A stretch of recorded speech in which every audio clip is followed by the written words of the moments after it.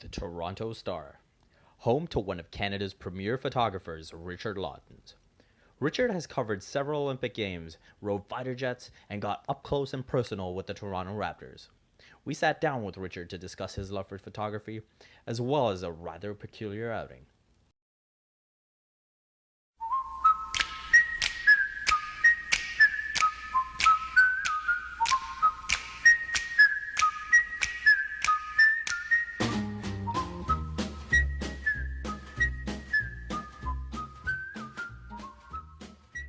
Richard, you majored in history and political science at the University of Toronto.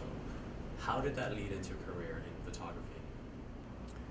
Yeah, I guess like any family, once you see what your father does for a living, you realize that that's a potential job, I suppose. Let's put it that way.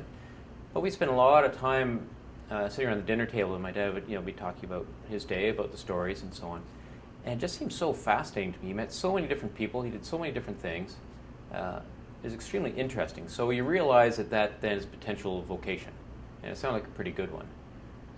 He was a writer, but I came at it from the photography standpoint. So I kind of fell in love with photography before I fell in love with journalism.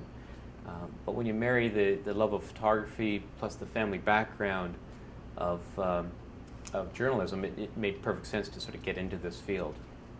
One of my more interesting assignments, I was down in Haiti in the 1990s, where there was a civil war brewing.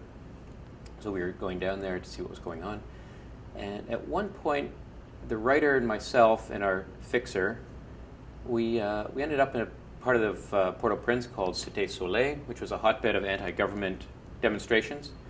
And so at one point we were surrounded by these 20, 17-year-old guys who were all yelling and waving machetes around and things like that. And they kind of hustled us into this little cinder block building. And of course we're thinking, oh my God, like this is it, right? So you start thinking, oh, what would James Bond do in this situation? Which is totally ridiculous, of course. And it turned out, actually, like we were kind of fearful for our lives at that point for about 10 minutes there. We were not sure what was going on. But what had happened is it was just one of the members of the community there was wanted by the death squads, the government death squads, and he wanted to chat to the Western media, but couldn't be seen to be chatting to the Western media. So it turned into this really interesting sidebar story. For me, I've been very fortunate that I've been doing exactly what I've wanted to do for the last 30 years. And if I can do the exact same thing for the next 10, 15 years until I retire, I'd be perfectly content. I've had opportunities over the years to be, photo editor and do different things. I figure any other job, frankly, is a step down. So if I can just continue doing exactly what I'm doing now, I'd figure that a successful career.